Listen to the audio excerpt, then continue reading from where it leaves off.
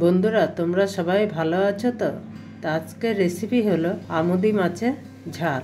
মাথাগুলো পাথরের মতো শক্ত হয়, তা তোমরা মাথা ফেলে দেবে। আমুদি মাছের ঝাল তৈরি করার জন্য যে যে উপকরণ নেওয়া হয়েছে: 300 গ্রাম আমুদি মাছ। আমুদি মাছ এরকমভাবে কেটে নেবে।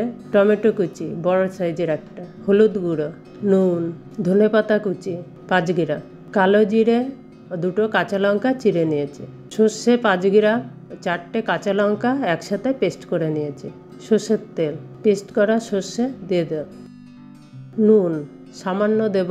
আমুদি মাছে নুন মাখানো থাকে, তাই অল্প নুন দেব, লাগলে পরে দেব। হলুদ হাফ চামচ, টমেটো কুচি, কাঁচা লঙ্কা, সর্ষের তেল।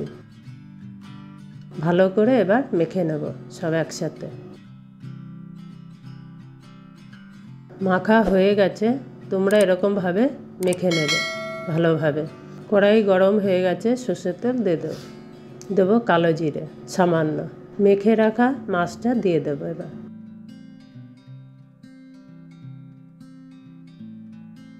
খুন্তি দিয়ে একটু এবার নেড়ে চেড়ে নেব মাছটাকে। জল দিয়ে দেবো, সর্ষে বাটার জলটা বেশি জল দেব না, অল্প জল দেব। আর একটু সামান্য জল দিয়ে দেবো যাতে মাছগুলো ভালোভাবে ঝোলে ডুবে যায়। কিছুক্ষণ পর একটু নেড়ে দেবো যাতে নিচে না লেগে যায়।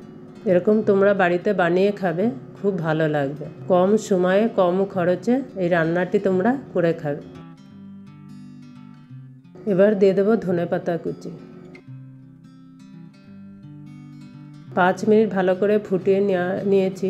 আমুদি মাছের ঝাল হয়ে গেছে, পরিবেশনের জন্য রেডি। পুরো ভিডিও দেখার জন্য ধন্যবাদ।